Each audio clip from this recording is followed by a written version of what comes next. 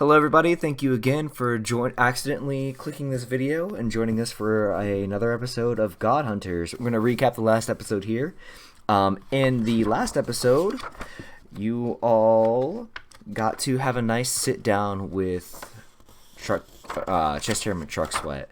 Got to learn a little bit about his past and his unfortunate circumstances with his child.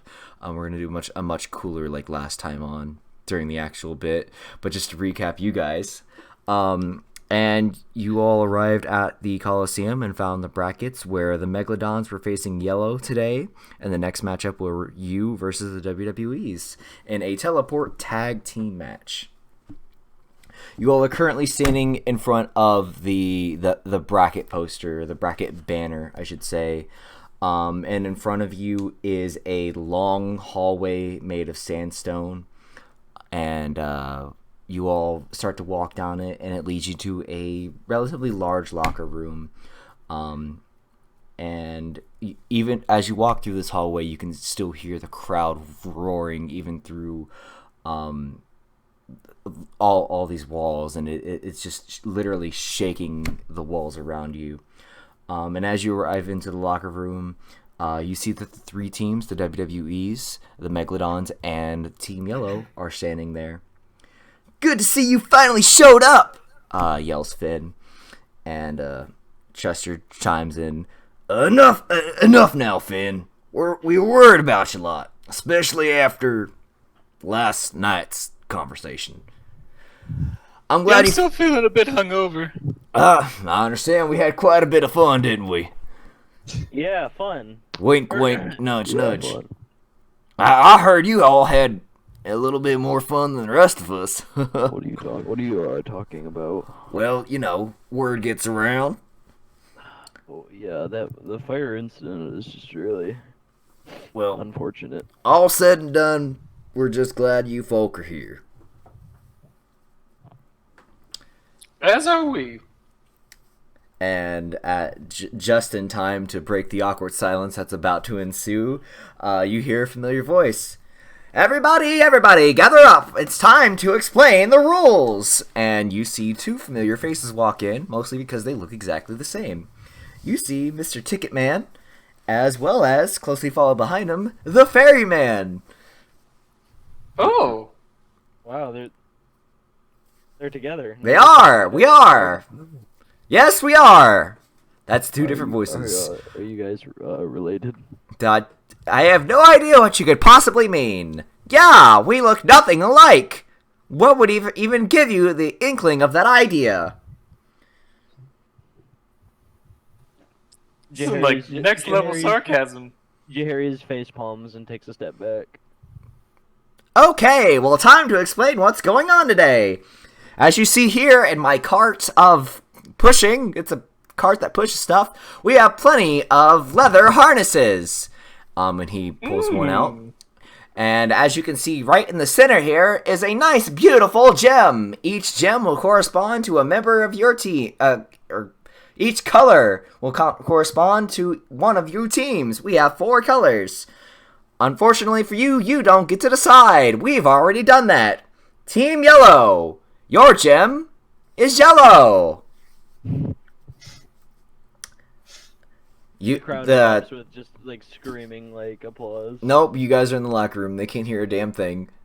Well, we can hear them clapping. Yeah, they're like, "Woo, yellow! That's my favorite color!" Really quick, since we're in this enclosed locker room, I'm gonna just go ahead and roll a centaur check. Yeah, go ahead. All right. A 12. You have a feeling about locker number 13. I'd like to check locker number 13. Go ahead and open it. You want me to roll for it? No, just open it. It's open. Alright, so I'm gonna open the locker. There's fucking nothing. I really had a feeling about this one. Yeah, you had a No centaurs. It's all clear. But there is 1 penny and a little bit of tar. A penny and tar? It's I'm gonna take that penny. It's a centaur. Oh my God. Oh my god. I just want to give me some big ups for that one. That was on the spot. It's so We'll just... insert some like canned applause. Yeah. Dustin, edit that in. WWE's, you will be this beautiful ruby red. Double wide surprises. I was going to mention you first next, but you interrupted me. You're going to be this wonderful sky blue gem. And My favorite. I see you're a man of class. And Megaladons, you rock the forest green emeralds. There are 6 harnesses of each, and they start passing them around to each of you. So just to clarify, you all are each wearing a leather harness with a sky blue gem on the center of your chest, and somehow they kind of all magically fit you. Nice. Huh. Has really out of character? Has anyone asked, and have we been explained what these are for, or are we just putting them on blindly? I think we're about to find out. My question is, though, out of character. Mm-hmm. Do these gems correspond to the gems on the sash? That's a good question. Obviously, you can't answer that, but Like the Infinity Stone. Well, you've seen a picture of the sash, on the brochure. I'm not gonna lie. I didn't initially plan for that, but yeah, actually, I love that idea, and they absolutely do. oh, I think that's a Sweet. really cool idea. Thank you, Stan. Thank you, Steven. oh yeah, no problem.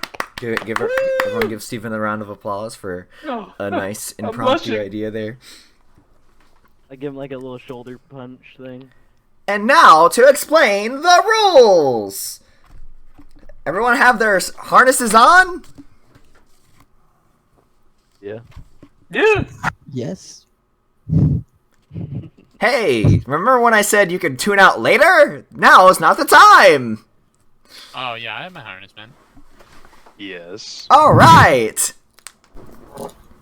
Now to explain the rules. Who just ripped ass? Ew, what the fuck?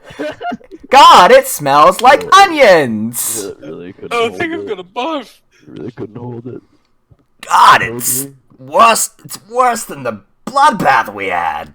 God, Koji, what were you eating last night? Jesus Christ. Now, as I can barely breathe, I'm going to try to just specifically breathe. Oh God, I can taste it. Okay. Anyway, I'll try to get through this quickly to minimize breathing in. The same rules for forfeit and death apply. It is up to your opponent to accept forfeit or not. However, there are 2 other exceptions to this rule now. You may forfeit while you are in your dugout. I'll explain that later. Just hear me out for now. You may also forfeit and then immediately tag out. This will immediately remove you from the game. Intervening of any kind is not allowed. Any interference will result in the disqualification of both beneficial recipients and will put their teams at a disadvantage. This will be done on a case-to-case basis, however, as we are aware of possible alliances. Rule number 3. You may only participate if it is your turn. Rule number 4. Turns. The gem on the harness acts as your tag, quote-unquote. If you are not currently tagged in, you will be inside your team's dugout, which is magically reinforced to prevent magic and anything leaving or entering until the match is over. Order of turns are decided via paper drawings. I'm obviously rating this from cue cards. I will explain the actual rules of this to you guys when it's your all's turn to fight. But for the time being, these are just kind of the general rules to remember. Yeah. Rule number 5. The match will end when either all members of one team have died or have forfeited. We also have a slight roster change with the WWEs. Is that correct? And from behind the WWEs, you see Ren waddling out, and as she does, she just kind of like pinches the ass of each of the members. Oh god. That's right, son. Oh, go ahead. Shuddering visibly. That's right, Sonny. I won't risk one hair being misplaced on my perfect little boys' heads. And she turns to you and Jahari. She turns to you and Nadar. And I wanted to get a little more hands-on with those two since I missed my chance. Nadar, you know what she's talking about. I know I don't. Oh, I honestly don't know this woman. I believe everybody knows what we're talking about. No. I Ooh. actually have no idea. You got a I little don't even know your name. freaky with the jiggy. I don't think we've had a chance to formally meet. We slapped something or another. It's really not ringing a Well, bell. really nice to meet you, I guess, man. It's weird because we still had dinner. I'm Jahades.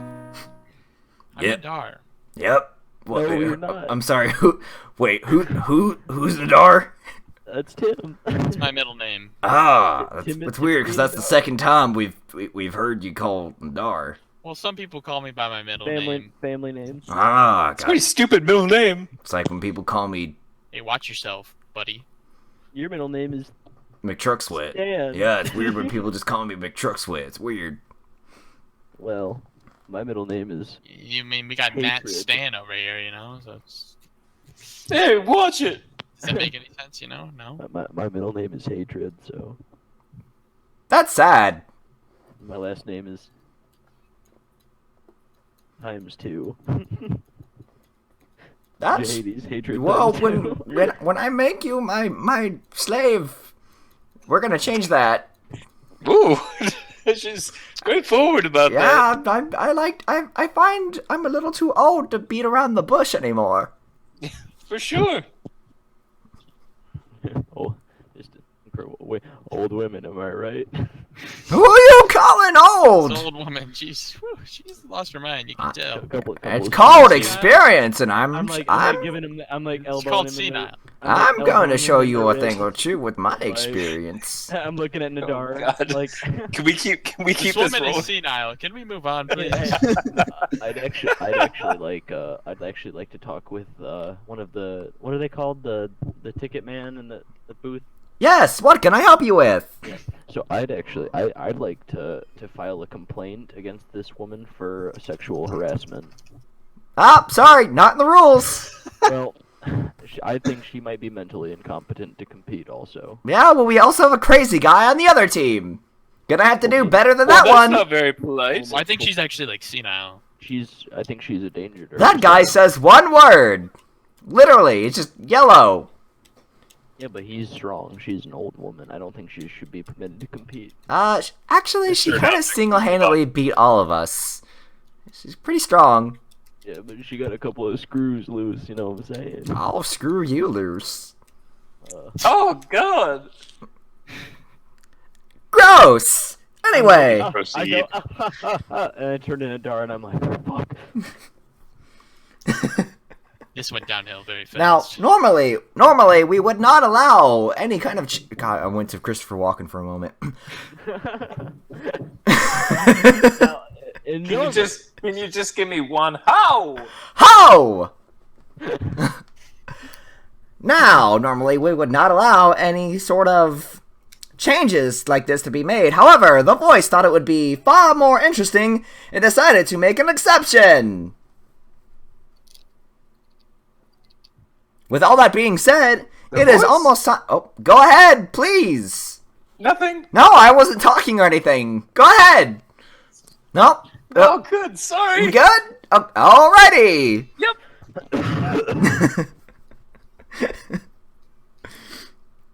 Now, the first match will begin very shortly.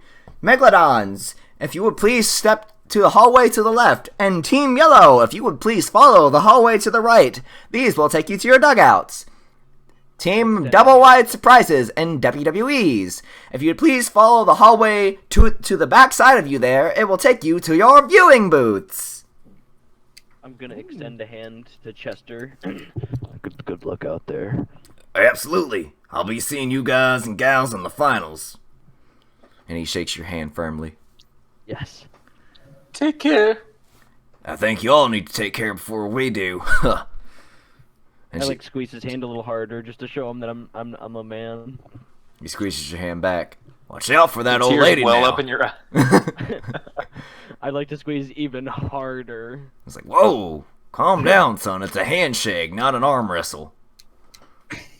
Sorry. And Got excited. he gives a little chuckle and heads back. He's is half-mast right now. Ren notices I that. know that you must be looking. Ren sees that. And she's like, getting No, I just know excited your already, feelings. are we?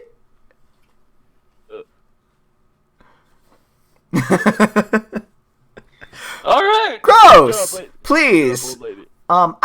Normally I would make you all sit together, but with this special exception, we have a second viewing booth if you would like to sit separately. Yes. I figured that would be the case. Harry's is already walking in the direction of the other view. Well, it's one hallway, and it leads to 2 rooms. So you all have to still walk together. But he's speed walking. Okay. I slowly, no, I fast. I fast. I follow behind Jahades as well. Like, we're not running, but we're very visibly speed walking. You look like a bunch of middle-aged women in a suburb. Just 1, 2, 1, 2, 1, 2. You all make your way down the sandstone hallway, and it leads you up to 2 doors. And I'm gonna say this is where you go ahead and part ways. The WWE sit and go to the other door for the other viewing room, and you all enter the first one. And as you enter the viewing room, you're greeted with 3 glass walls. And from these glass walls, you're able to view the entire Coliseum. And around you, the first thing you notice are just tens of thousands of viewing fans, mostly dressed in pretty common streetwear for the time. And they're just all cheering and roaring as they see you come out. And you see some people point at you and just like, yo, look, it's them. And then you see like some kids waving at you guys. And then you notice that around you are several other of these glass boxes that kind of paint the top of this Coliseum here. But you all are much lower, and from your perspective, you're able to kind of tell that this is probably the most VIP booth for spectators or just like really important people. And in these other viewing boxes, you're able to see that these people, these viewers, these spectators, are dressed in like much nicer wear, much more posh attire. And then you notice the arena itself, and it seems to be about a 100-foot diameter circle with sand-colored dirt covering all parts of the ground, with a wall that seems to be about 15 feet high. And then suddenly, a tensity fills the air as the roaring crowd falls eerily silent, and suddenly, the voice speaks. Hello, Mooter Wolf! We have 2 very exciting matches lined up for you today. You're going to see men and women alike fighting for the coveted prize of the Sash of Vithar. Yes, the very soul of a god, the god of vengeance.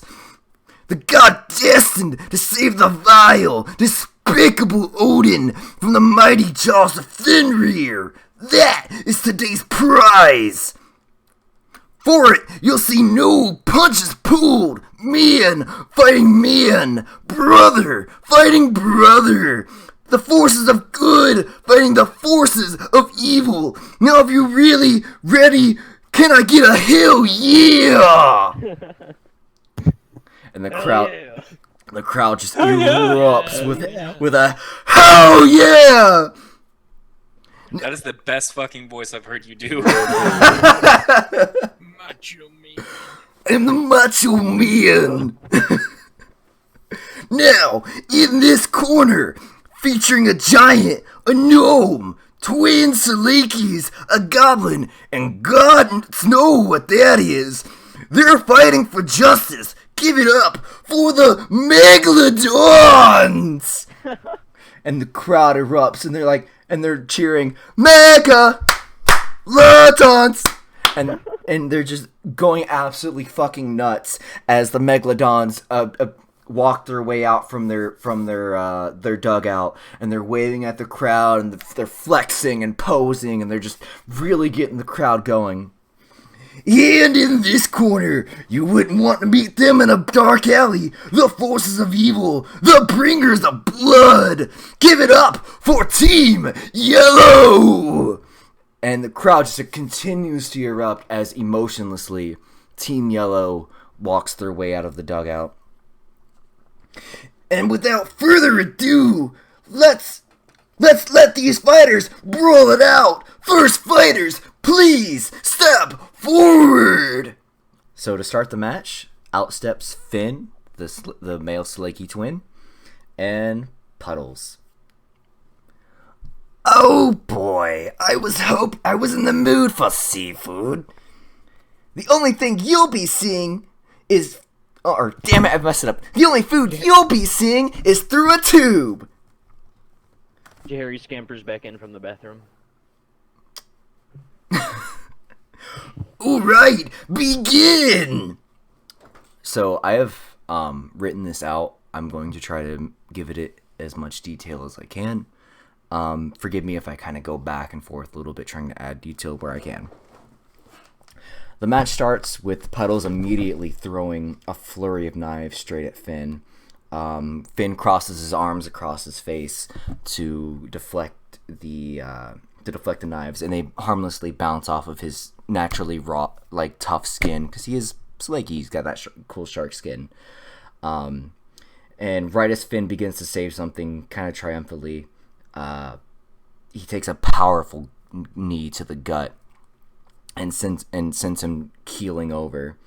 Puddles steps back and gives a mocking laugh to Finn before he begins slashing with another knife that he's brandishing. I'm actually going to take 30 seconds to read over my notes so I can kind of more accurately and better tell the story. So I'll be right back, fellas. I'm sorry. And we're going to cut this out too. So here's what I think I'm going to do to, again, kind of better tell the story. And this is going to be a little heavily edited on Dustin's part. I'm going to take these breaks a couple times during this so that I can get a better representation of this battle. But I think, media-wise, it's going to come across better. And again, Dustin, I'm going to have you edit this out. Please listen to this part. Don't leave this in like sometimes you do. I'm like, hey, edit this out. And then it's just you hear the part where I'm telling him to edit it out. Alright. So, recap. Puddles throws a flurry of knives at Finn. Finn tries to block it with his naturally tough skin as he crosses his arms, temporarily blinding himself from Puddles, who rushes in behind the flurry of knives and gives a strong, stiff knee to Finn. Finn staggers back, and Puddles takes a quick step back, but not before trying to slash at Finn before he gets away. Puddles mocks Finn with another laugh before charging back in. Finn begins to throw several knives at Puddles, who immediately just dances around them as if they were nothing. I remember when I was so weak. A shame I didn't have someone to put me down like the weak should be. Puddles begins again to dash quickly toward Finn, and when he gets within distance, Finn attempts to take a bite out of Puddles with his massive jaws. Puddles quickly ducks down and falls onto his back and gives a swift kick to the bottom of Finn's clenched jaw, whose head flies back and stumbles even further back from the solid impact. Puddles effortlessly leaps back up to his feet and charges at Finn. As he does, you all see Finn noticeably smile, and once Puddles gets within distance of stabbing, Finn slaps his chest, replacing himself with a readily shielded Dorsey. Puddles' knife bounces harmlessly off of her shield, and she shield bashes him and sends him to the ground. She follows through by diving down with her sword, trying to slam it into the middle of Puddle's torso. But not before Puddles slaps his own chest, replacing himself with Orr, who immediately takes to the sky and starts raining arrows down from above. Dorsey raises her shield and begins to frantically look around for anything that she can use, anything that she can find to help protect herself or to use against the flying Orr. But unfortunately, she finds nothing, and during her distraction, noticing that she's not paying attention, Orr flies down and slices at her with his razor-sharp talons, leaving a large gash across her face before flying back to the skies again and relentlessly raining arrows down from above. "I'm sorry, Tim," she yells as she slaps her chest, and Tim appears and immediately sends a wall of searing flames so hot that you guys can feel it from your all's viewing booth. The flame sears one of Orr's wings, forcing him to the ground. And as he lands, a murderous look appears in his eye. As he lands roughly on the ground, taking a few tumbles before springing back to his feet, Orr draws 2 curved blades and begins wildly slashing at Tim. Tim bounces and weaves, narrowly dodging the razor's edge of each slice before casting a fireball at his feet, blasting himself and Orr away from each other, but not before taking the full damage of that fireball to himself. Tim rises to his feet, his clothes searing, and Orr does the same, his feathers ashen colored now. "Orr, that is enough. It is time. He is the one." Dr. One chimes in from the dugout. Orr stops in his tracks and eyes Tim down murderously before reluctantly slapping his gem, bringing Dr. One into the arena. "Finally gonna get your hands dirty, huh?" "Only when it is necessary." "Well, aren't I flattered?" "Do not pride yourself on the suffering you are about to create." Dr. One raises his hand slowly, and on it, you see a silver ring etched with gold symbols, resembling the design that you see that is scarred on Yellow's chest. And from his hand shoots a grotesque red flesh that flies rapidly toward Tim. Tim hits the floor, allowing it to narrowly fly over his body, and as it does, you see the shapeless form attempt to reach out and grab at Tim. "No! Tim! Tag out! You gotta get me in there right now!" "Not a chance, big guy." Tim unleashes a fireball at Dr. One, who once again extends his hand, and the fireball seems to be absorbed into his very body. "Do not make this more difficult than it needs to be. The age of darkness and suffering will soon be upon us." The flesh quickly begins to crawl its way toward Tim at an alarming speed. "Prog, gear up! What do you need?" Just give me a bunch of speed, boss. I'll take care of the rest." "Don't let old Chesty get here."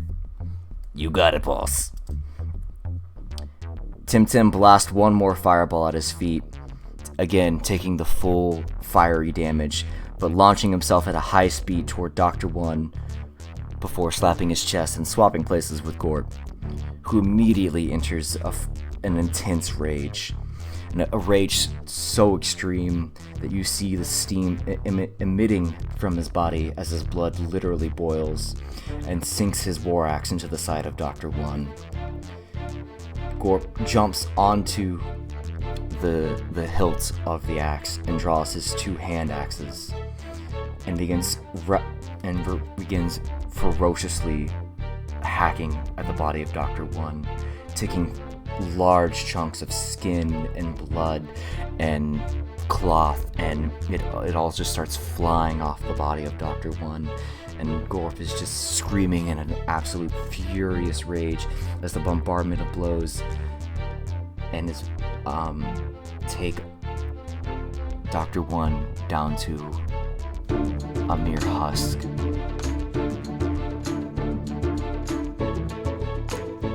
And as an almost impossible amount of these chunks litter the ground, Gorp jumps down from his perch and turns back toward the group. See? That wasn't so... And Dr. One begins to laugh.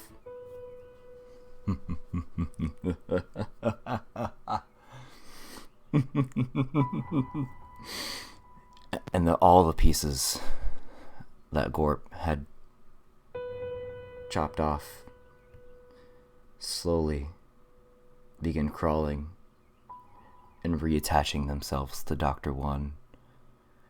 First at a formless mass, until slowly but surely he is fully regenerated. Did I not tell you that these were your final days? The shadow of the large flesh towers over Gorp, ready to consume him. And suddenly, he's replaced by Loke. I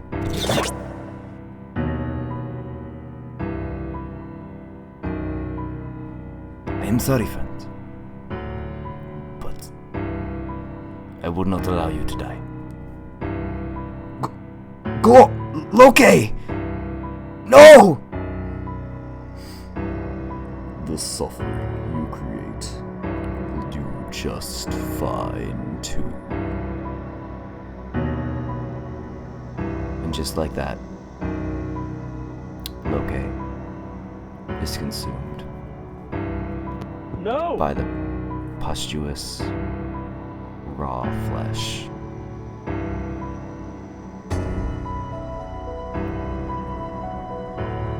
Stan just leans against the glass with his hands up on it, just unable to believe what he's seeing. Like is there like a table or something? Yeah, I mean, you guys are comfortably seated. Like smash it like in like anger. And actually,